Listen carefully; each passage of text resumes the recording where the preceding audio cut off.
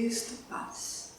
É sempre um prazer estar nesta casa que nos convida há bastante tempo para palestras. As minhas palestras não têm nada de grandes oradores. São coisas mais simples, mais do nosso cotidiano, para que nós possamos realmente, de acordo com a oração do nosso irmão, aprender. Este é o propósito da nossa vida. Aprender e aprender sempre. A ciência nos diz que nós somos 99% inconscientes e que mais de 40% dos nossos atos, ou aproximadamente 40% dos nossos atos, são hábitos automáticos, do qual também não temos consciência. Fazemos no automatismo muita coisa da nossa vida. Só que Joana de Ângeles nos esclarece que é importante, é fundamental que nós tenhamos consciência, pelo menos de nós mesmos, para conseguirmos modificar as nossas estruturas ou os nossos estados instintivos, que nos aproximam mais dos animais do que dos seres angelicais. Nós gostamos muito dos seres angelicais, nós gostamos muito do anjo da guarda, do nosso amigo espiritual, e às vezes nós estacionamos o nosso próprio progresso para escalarmos a mesma escada que eles já escalaram, e é por isso que já ganharam títulos de amigos espirituais, amigos elevados, espíritos superiores e anjos da guarda. Eles são nós hoje, ontem, porque eles já evoluíram e nós precisamos deles para a evolução, tanto quanto eles precisaram de outros seres para auxiliarem a sua evolução.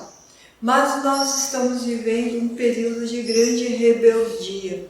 Os amigos espirituais têm trazido em livros, e Joana em especial, que nós temos estacionado nas esferas inferiores dos períodos das encarnações. Então nós encarnamos e exercemos a grande força da matéria e esquecemos de exercer a grande força espiritual que nos daria esta oportunidade de seres evoluindo. Quando nós pegamos o livro dos Espíritos e olhamos a pergunta 100, que é a escalada que nós fazemos, às vezes ficamos desanimados de fazer essa escalada, porque a exigência para conseguirmos essa evolução é muito grande. E como isso acontece com a maioria de nós, eu procurei estudar e verificar uma maneira que não doesse tanto, mas ao mesmo tempo nós estivéssemos escalando. E a sugestão que eu trago é que nós consigamos mudar 1% de coisas negativas em nós de cada vez. Porque se nós mudarmos 1% de um hábito negativo, aos poucos nós vamos conseguindo mudar outro e outro e outro, e no fim das contas teremos 100% de mudanças. O que acontece que faz com que a gente trave é o fato de que nós entendemos pela vida encarnada de que nós precisamos mudar tudo de uma única vez. E por que nós entendemos isso? Porque nós trazemos uma herança atávica de outros credos que nós já participamos nesta vida ou em outras vidas, de que o homem, ao nascer no berço e chegar no túmulo, ele precisa estar perfeito para ir para o céu. E nós não temos muita ideia do que seria este céu, a não ser de que seria um paraíso de felicidade para as almas. E que quem não consegue isto, vai para o inferno, que é um lugar de sofrimento eterno para aqueles que não escolheram a bondade. querendo ou não, nós trazemos essa consciência atávica dentro de nós, no inconsciente coletivo, segundo Joana de Ângeles. Então, quando nós cometemos um erro, e esse erro é bastante grave, a gente diz assim, eu já vou para o inferno mesmo. E nós que somos espíritas falamos assim, eu já vou para o umbral mesmo, que é a mesma coisa. Nós só mudamos a semântica, continuamos no mesmo estágio atávico. Eu já vou para o umbral mesmo, então não preciso me consertar, já sei que eu vou penar, que eu vou sofrer. A diferença de que os espíritas entendem que o umbral é um lugar, uma faixa de tempo, que você fica uma faixa de tempo, até reconhecer que precisa mudar e começar novamente em outras encarnações para a escolha ser melhor do que aquela que fez antes.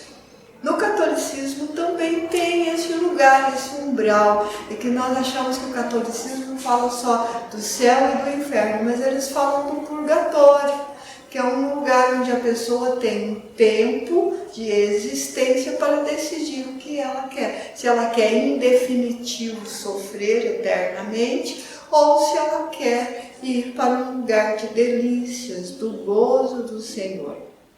O que seria o gozo de Deus para os espíritas? Está no Evangelho, capítulo 3, que fala dos mundos, e ele diz que aquele que já alcançou ao último estágio na escala da evolução vive no seio eterno de Deus, o gozo, a delícia de viver com Deus. Essa explicação, esse preâmbulo é para que nós possamos entender por que eu nasci e por que nós nascemos.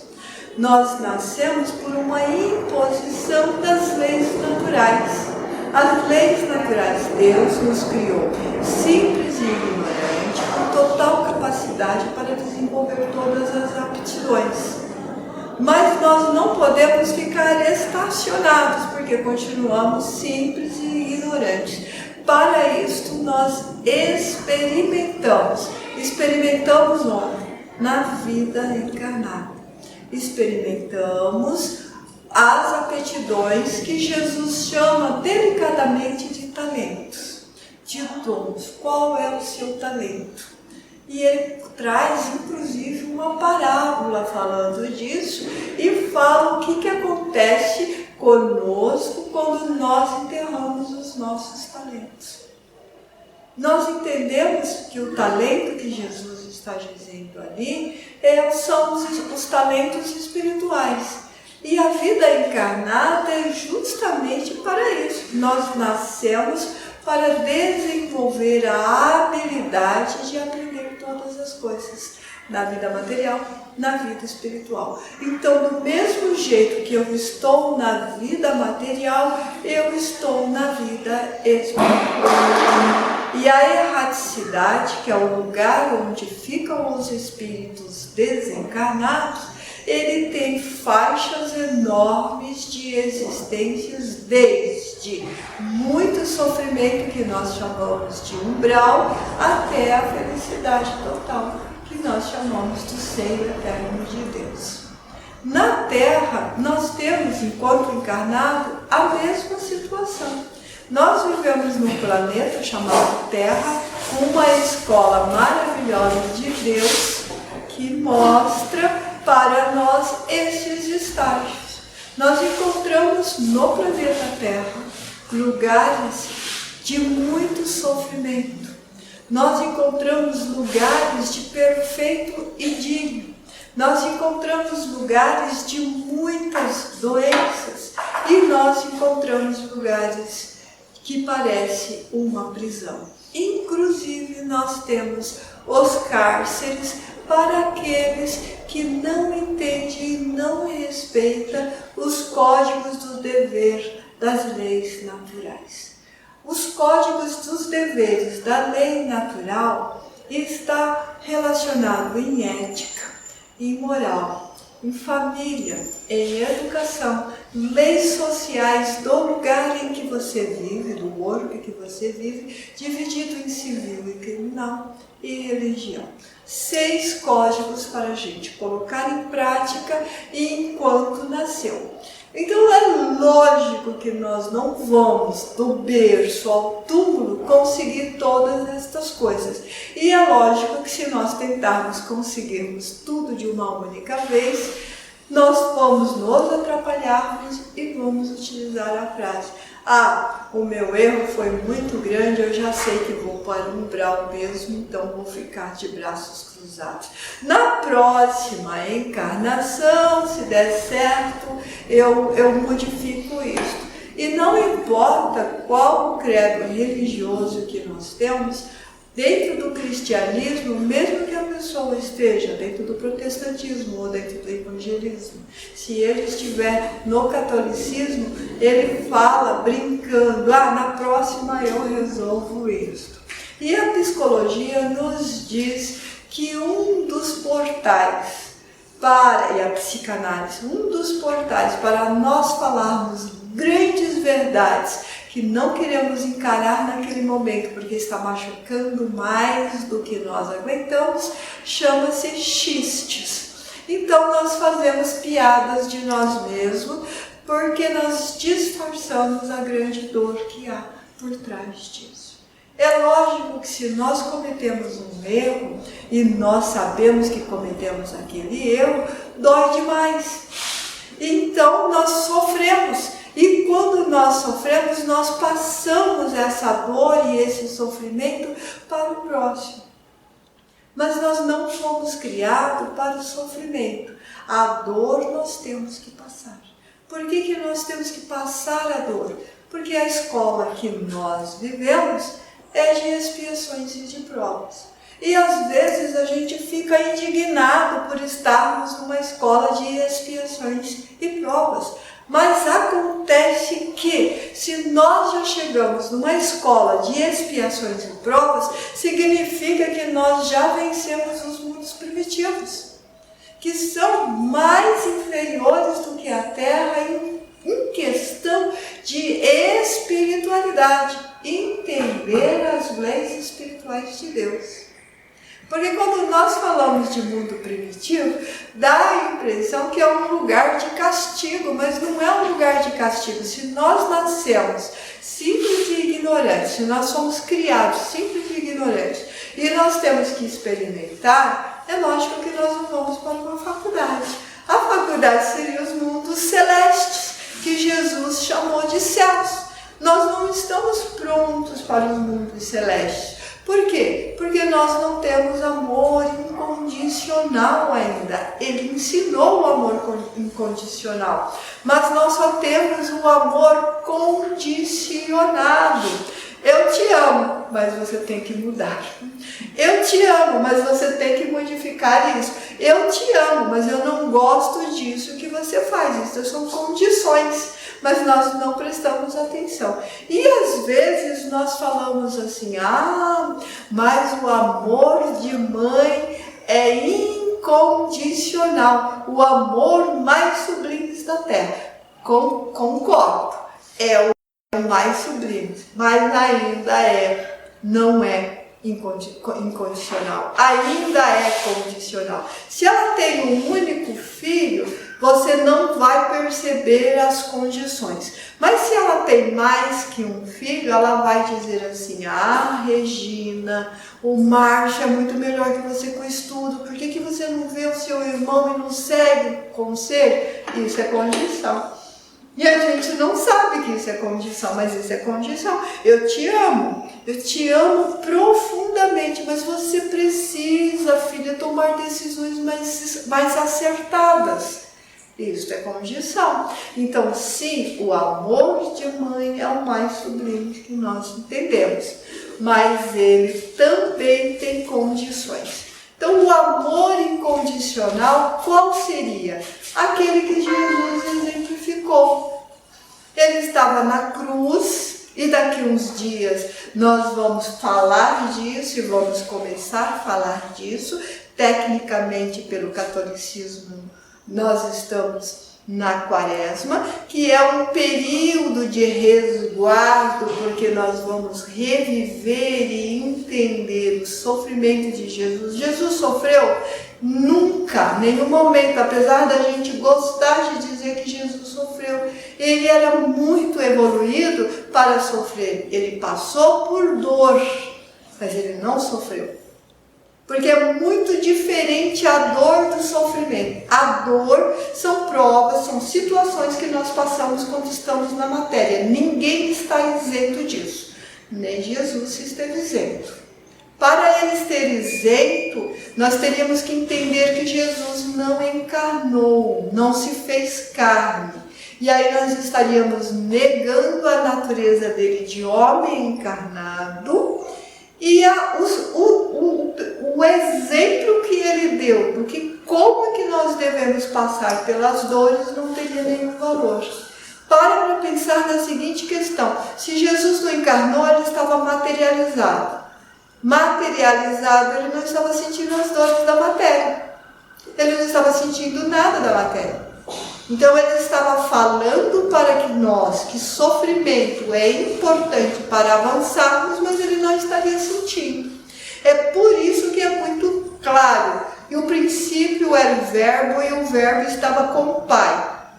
E o verbo se fez carne, e nenhuma única coisa que foi criada na terra foi criada sem a sua autorização. Então Deus criou o universo, Deus criou o nosso orbe maravilhoso chamado Terra, mas quem construiu as coisas que existem na terra foi Jesus.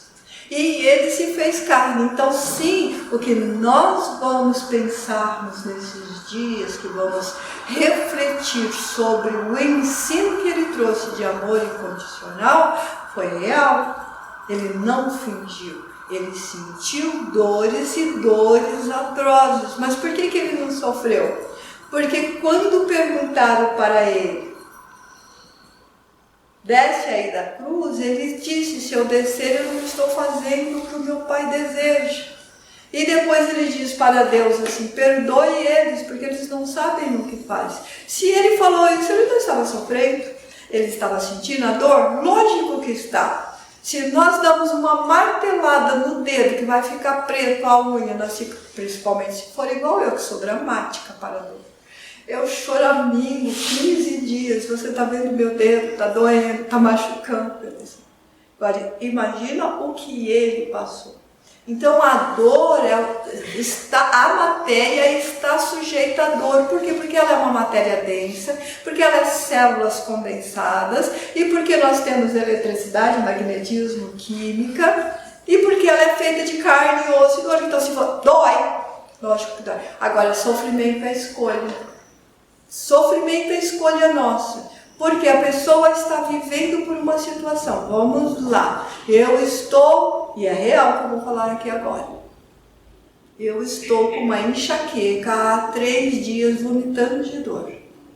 E aí uma amiga mandou uma seguinte mensagem: oi Soninha, como é que você está, minha linda? Estou vomitando de dor, mas estou bem. Como é que você pode estar vomitando de dor e estar bem?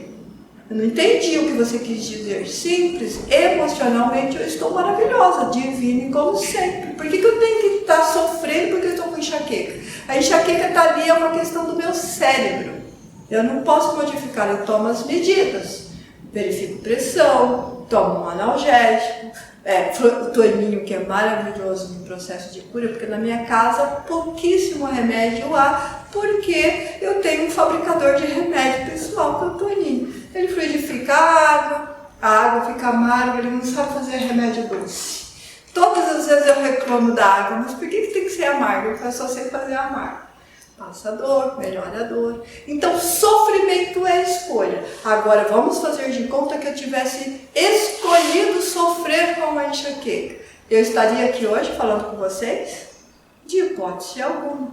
Eu estaria rindo, feliz, porque eu estou feliz? De hipótese alguma. O que eu estaria fazendo? Atormentando o Toninho. Estou com dor, estou chorando, me aguento, não aguento mais. Vamos no pronto-socorro, porque a gente vai no pronto-socorro às vezes sem nenhuma necessidade. Por quê? Porque a gente escolhe o sofrimento. E quando nós escolhemos o sofrimento, nós estamos escolhendo as emoções. E quando nós escolhemos as emoções, ela é sombra. Então ela dimensiona. Ela dimensiona. E aí uma dor que está no nível tranquilo, suportável, se transforma numa tempestade. Então, sofrimento é sempre escolha. Dor é natural, nós temos que ver com naturalidade. Dor é tão natural quanto a morte. Nós gostamos da morte? De maneira alguma. Esta noite, vou continuar dando o exemplo da minha enxaqueca. Dormi profundamente, acordei com a cabeça lá latejando, tal, parecia que ia ter um aneurisma. Falei, nossa, eu tô tendo um aneurisma. Isso deitada, quietinha, nossa, eu tô tendo um aneurisma. Tá latejando demais. E se eu tiver um aneurisma, eu vou desencarnar. Meu Deus, amanhã cedo eu tenho que fazer palestra no Vovô Nestor. Amigos, não dá para desencarnar agora. Deixa pelo menos eu fazer a palestra no Vovô Nestor. Depois é outra coisa. E eu sei que desencarnar é bom. Eu sei que eu vou voltar para um estado de não sofrimento igual da matéria. Mas ainda não quero desencarnar, não. Ainda estou muito jovem para desencarnar, ainda tenho muita coisa para fazer, preciso terminar meu curso, preciso fazer isso, fazer aquele outro.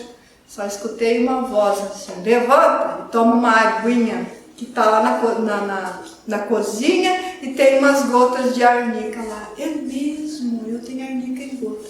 Levantei, olhei no relógio, 2h10 da manhã, tomei a arnica e voltei para a cama, dormi o resto da noite.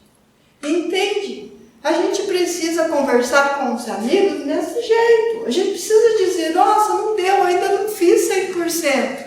Eu estou aí 1% de melhoria o tempo todo. Eu ainda tenho falhas, eu ainda cometo erros. Eu sei que eu pedi essa oportunidade para encarnar e eu tenho que utilizar até o máximo. Porque se eu não fizer isso, quando eu desencarnar, o amigo vai dizer para mim assim, por que você nasceu? E eu vou dizer, eu tinha nascido para melhorar, para modificar, mas eu esqueci tudo. Mas o véu do esquecimento não é desculpa e nem justificativa para melhorar. Você teve esta pessoa que te auxiliou, aquela outra que te perdoou, aquela outra que te deu um apoio, aquela outra que fez isso. Então não tem justificativa, vai ter que nascer de novo. E agora não vai ter amigo nenhum. Agora você vai viver isolado. Quando nascer, será órfão. Vai ser colocado na porta de um orfanato. Eu quero nascer assim. Mas você teve um monte de oportunidades. É uma brincadeira que eu estou fazendo aqui. Mas isso nos faz compreender por que algumas pessoas nascem tão isoladas. Por que elas vivem tão ausente de pessoas para apoiar, para ajudar e para sequenciar a sua vida com um pouco mais de amor. Porque não valorizou a companhia do amigo, a companhia do marido, a companhia da esposa, dos filhos. Porque não dos códigos, os 6 códigos de deveres, não colocou nenhum em prática. E nós utilizamos muito o código de dever, educação, que a gente chama de verniz social, porque nós utilizamos fora da nossa casa. Nós utilizamos na casa espírita, nós utilizamos na rua, no supermercado, no banco, com amigos e desconhecidos. Mas aqueles que vivem na nossa casa, nós não utilizamos a educação verdadeira. A pessoa chega, nós estamos no celular, nós nem levantamos a cabeça, não falamos nem boa noite. Estamos vendo a novela, não falamos nem boa noite. E quando uma pessoa chega na nossa casa, seja o marido, seja a esposa, seja os filhos, seja a nora, mesmo que não gosta da nora, o genro que você não escolheu, é claro que não foi você que escolheu, criatura de Deus. Ele é marido da sua filha. Então você não pode escolher maridos e não pode escolher noras. Nós temos o livre-arbítrio para escolher.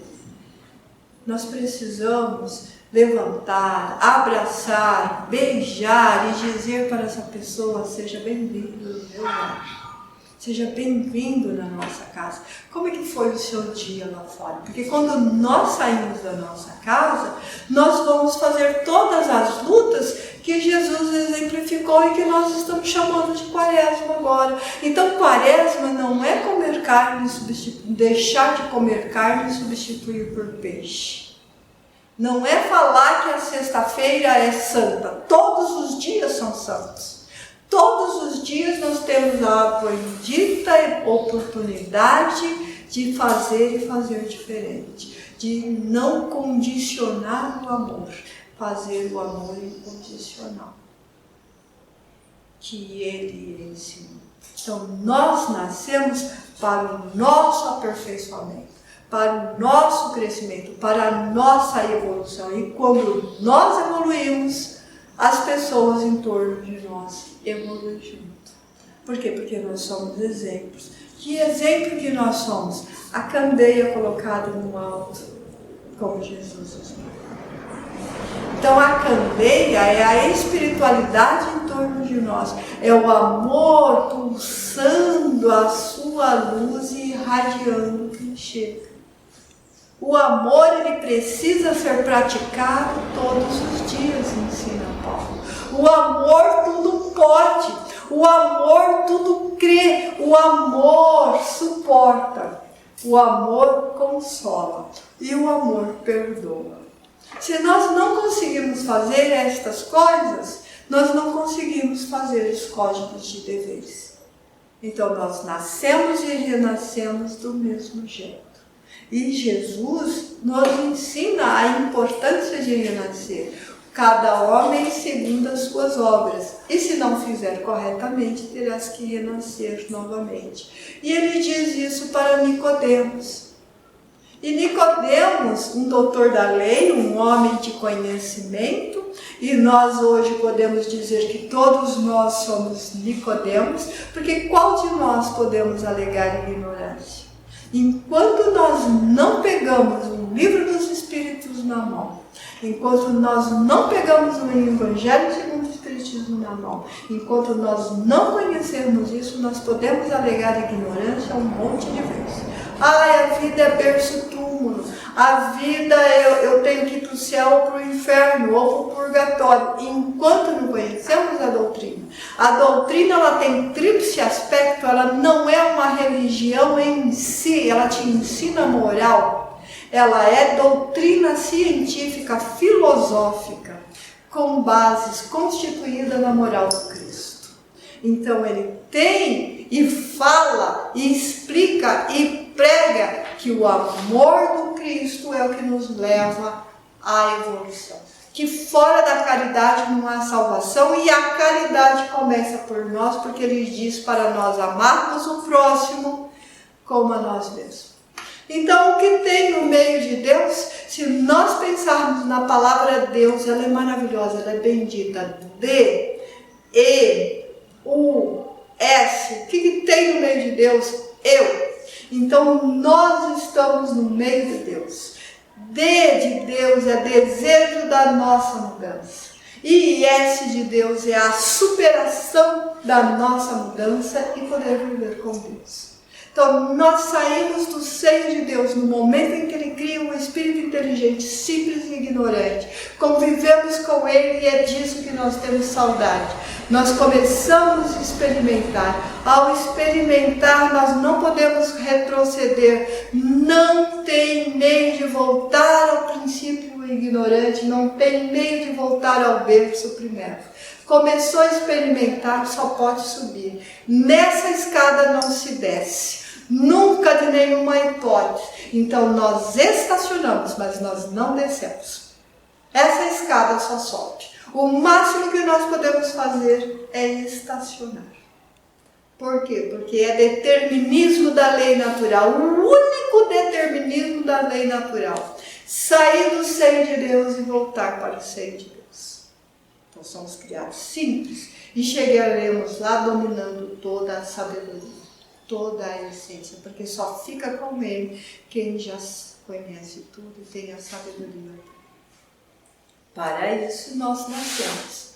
Nós nascemos não é para consertar o mundo, não. Nós nascemos não é para criticar político, não. Nós nascemos não é para fazer esporte radical, também não. Nós nascemos não é para, eu preciso de uma adrenalina, também não. Nós nascemos para atingirmos a nossa perfeição. E para isso nós vamos nascer até conseguir.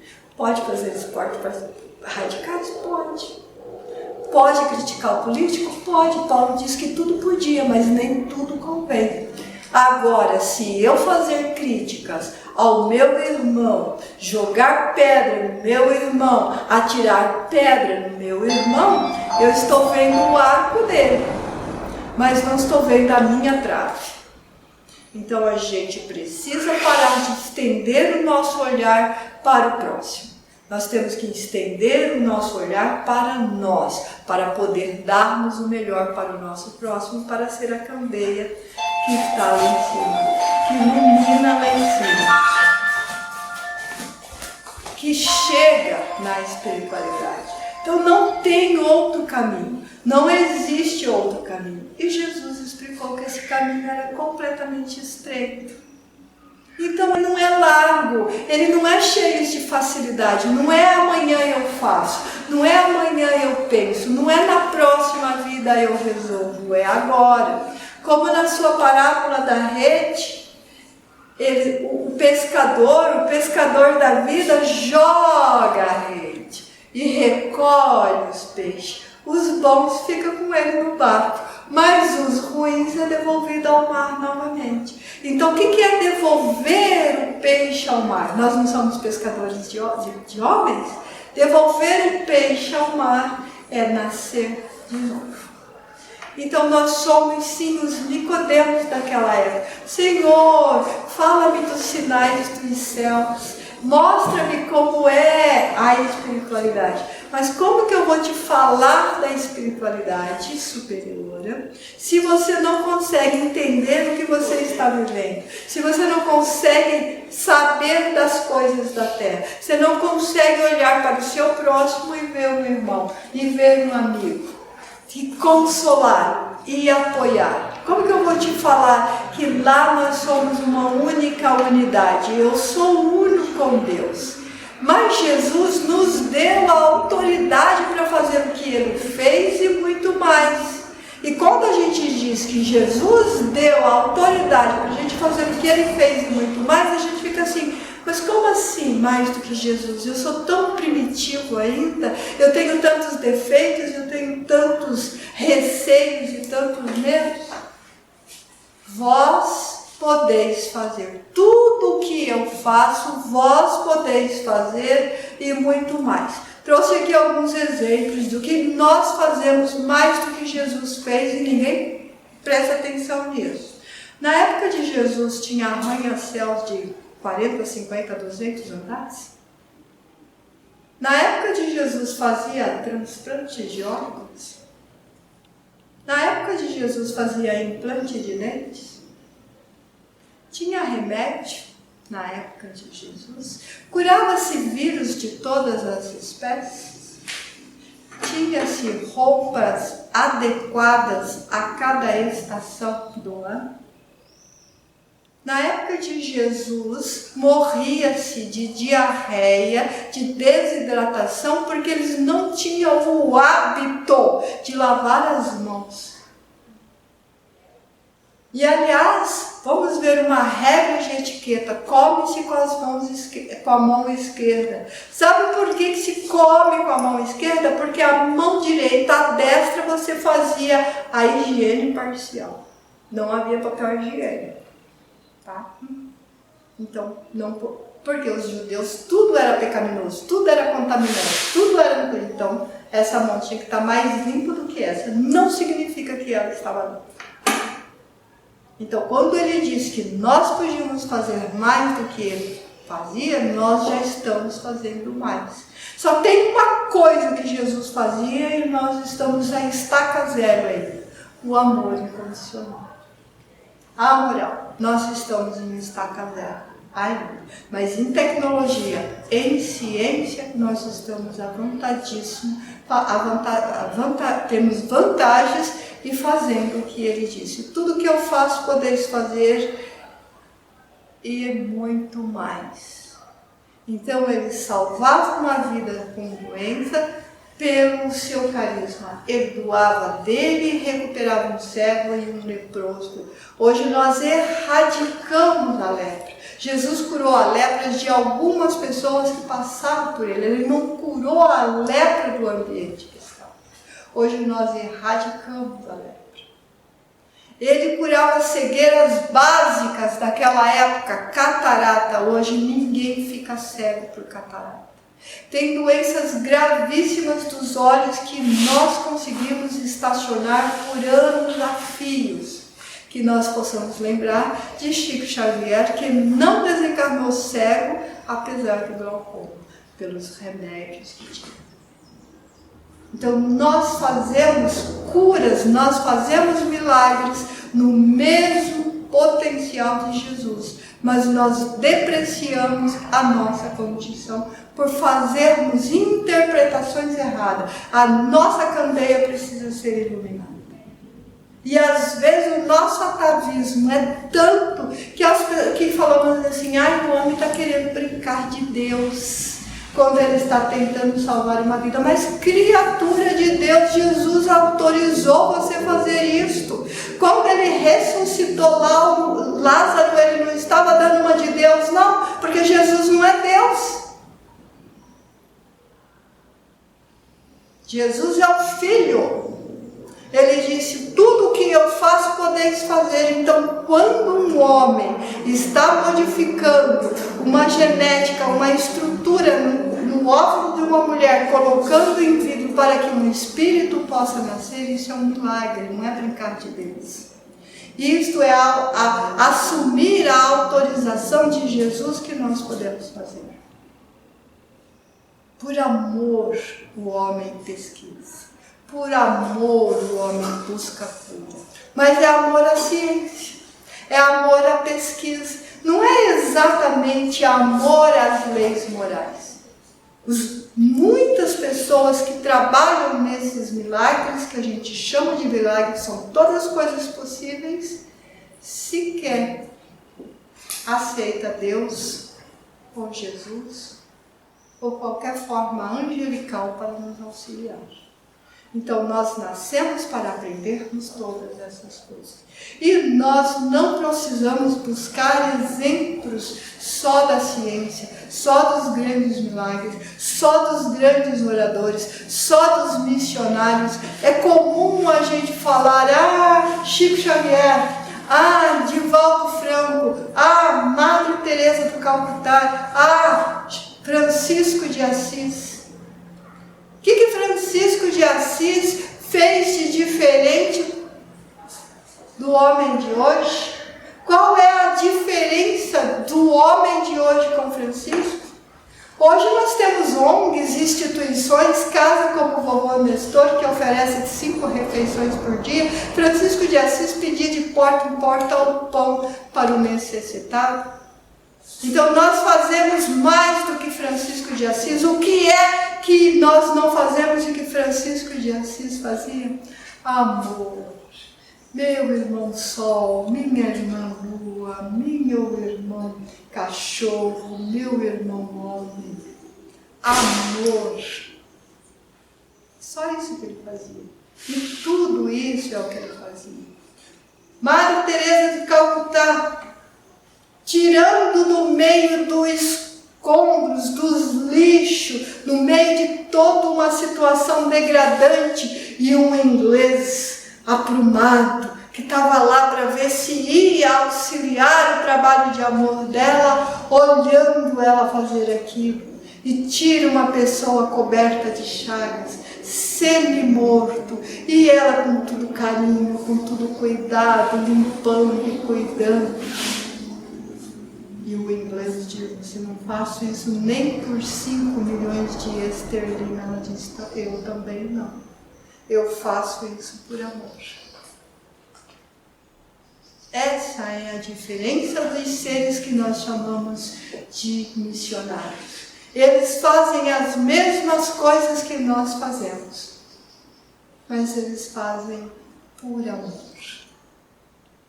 E por causa disso, eu vou contar a história de uma pessoa completamente anônima, que ninguém ouviu falar, a não ser quem conviveu com esta pessoa, mas um missionário. Qual a missão desta pessoa? O amor sublime de mãe. Dar a luz a um ser e ensinar educação, ética, respeito às leis civis. Pensa em pouquinho mais de 60 anos para o nosso passado. 60 da 1963, um pouquinho mais. Uma mocinha, uma jovem, criada num dos estados mais difíceis pelas condições europeias em aceitar determinadas coisas. Rio Grande do Sul, onde tem austríacos, suíços, italianos, espanhóis, em grande profusão. Uma mocinha engravida, sem casar, do namorado, é colocada fora de casa. Ela começa a sua grande batalha, ser mãe solteira, há mais de 60.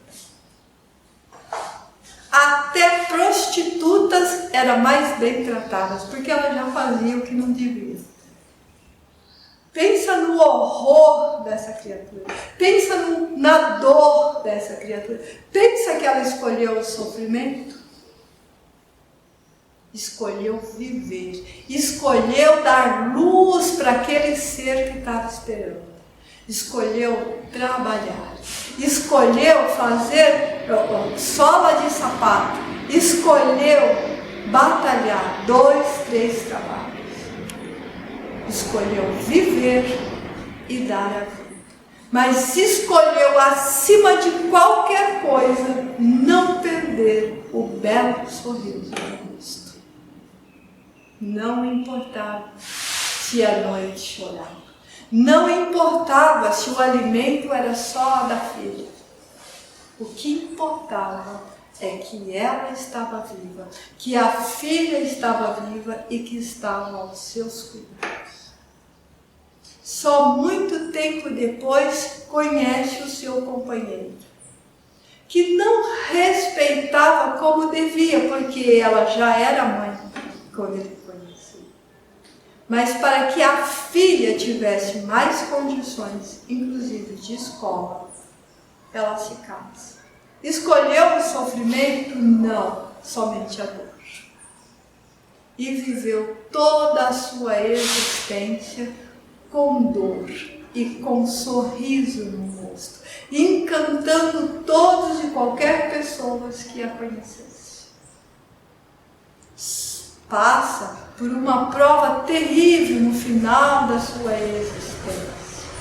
15 anos acamada, com uma doença degenerativa do cérebro que parece Alzheimer, mas não é.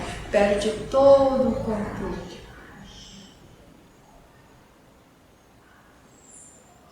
Não fala, não anda, não come sozinha, não sai da cama. Ela só tem uma coisa divina: o belo sorriso, o belo sorriso. Está sofrendo, mãe? Não. Com a cabeça. Compreende tudo, só não sabe. Missão de amor. Missão de aprendizado. Colocou 1% em todos os seus setores de vida. E esse 1% se transforma em 100%. Tem uma filha que segue os códigos divinos, porque ela ensinou. Tem uma filha que tem existência, porque ela ensinou. O nome dessa senhora anônima? Neri, ou Diri, como ela gostava mais, já que ela não gostava muito do nome Neri. Totalmente anônima no Rio Grande do Sul, que pelas circunstâncias da vida a espiritualidade deixa eu conhecer essa história. Quando eu estava preparando esse tempo, conhecerás uma história que utilizarás de exemplo. Conheci a filha que me conta, que me manda os vídeos, que conta toda a história, a foto, a beleza, o sorriso do trabalho. Um exemplo de vida, um exemplo de amor. E aí eu conto a coisa mais linda que aconteceu comigo enquanto eu estava preparando e que ia contar a história dela, que ela já está desencarnada. Quem vai contar a minha história é você? Sim, sou eu. O que eu posso fazer por você nesse período que eu estou vendo o que você vai falar de mim? Estou preparando a matéria. Eu tenho a felicidade de não trazer nenhum papel, mas eu estudo, viu, gente? Bota aqui na cabecinha, tá? Eu consigo gravar o que eu quero falar, só isso. Ah, não sei. Você gosta de cozinhar? Não. Não gosto mesmo. Quem cozinha lá em casa é o Toninho. Você gosta de cozinhar? Não. Ah, mas deixa eu te ensinar algumas coisas. E o meu marido agradeceu grandemente a semana de pai dele no fogão, porque eu fiz várias comidas gostosas que eu não tinha a mínima ideia de como que se fazia. Ela faz assim, faz assado, faz assim. Vocês já perceberam que encarnado, para vocês falarem comigo, eu preciso estar olhando, né? Porque eu sou um PCD, tenho deficiência desde os 5 anos no auditivo. Mas a espiritualidade eu escuto direitinho, ainda bem, né? Porque aí melhora as ações. Entender por que a gente precisa nascer? Nós não precisamos ter um histórico de missionário nos anais da ciência, nem nos anais da humanidade. Nós podemos ser missionários com a nossa pequenina missão, que é cuidar uns dos outros dentro da nossa família, que é um pilar de dever. Então, nós nascemos por imposição para atingirmos a perfeição, mas não é castigo, é amor de Deus, para que nós possamos aprender também este amor incondicional. O amor tudo pode, o amor tudo crê, o amor tudo suporta, o amor tudo sabe, o amor tudo acolhe. O amor perdoa. E quando nós aprendemos a perdoar,